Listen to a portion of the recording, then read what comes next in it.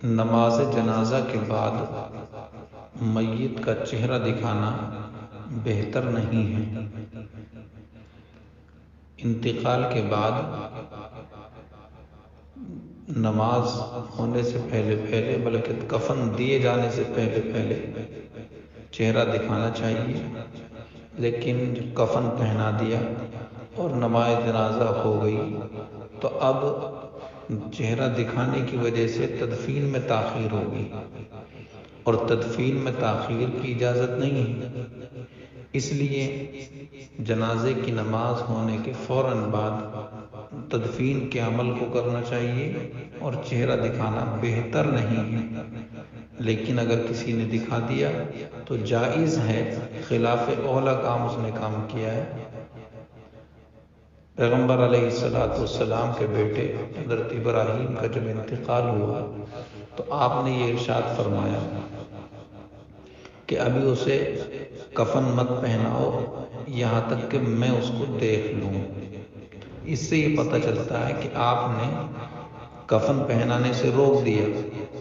تاکہ میں اس کو دیکھ لوں۔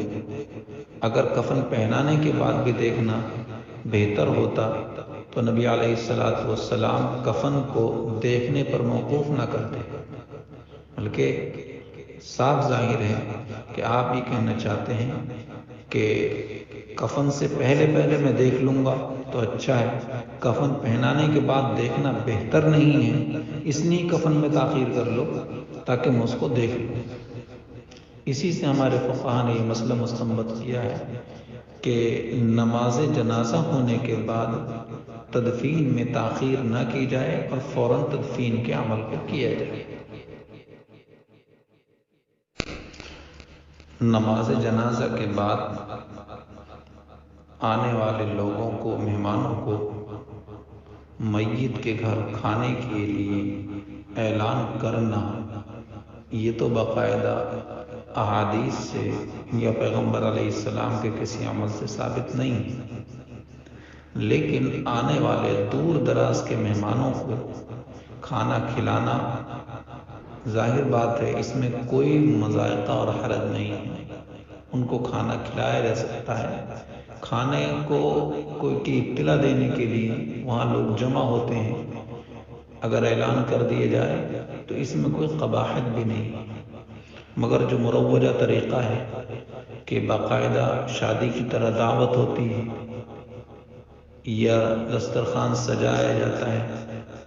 اور اس میں مقامی لوگ بھی شریک ہوتے ہیں، تو یہ انتہائی غلط ہے۔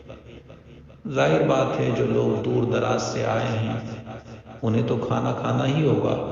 تو ان کے لیے کھانے کا بندوبست کیا جائے اور انہیں کو کھلانے پر اکتفا کیا جائے۔ ناپاک کپڑے کے اوپر اس طرح موٹا کپڑا بچھا کر نماز پڑھی جائے کہ ناپاک کپڑے کی نجاست کا اثر اوپر ظاہر نہ ہو تو نماز بلا کراہت درست ہو جاتی ہے۔ بس اوقات قالین ناپاک ہو جاتی ہے، بچہ اس پر پیشاب کر دیتا ہے، جس کو دھلنا، اٹھا کر صاف کرنا مشکل ہوتا ہے، لہذا اگر اس کے اوپر کپڑا بچھا لیا جائے، ایسا کپڑا کہ جس کے بعد نیچے کی نجاست کا اثر ظاہر نہ ہو، تو نماز درست ہو جائے گی۔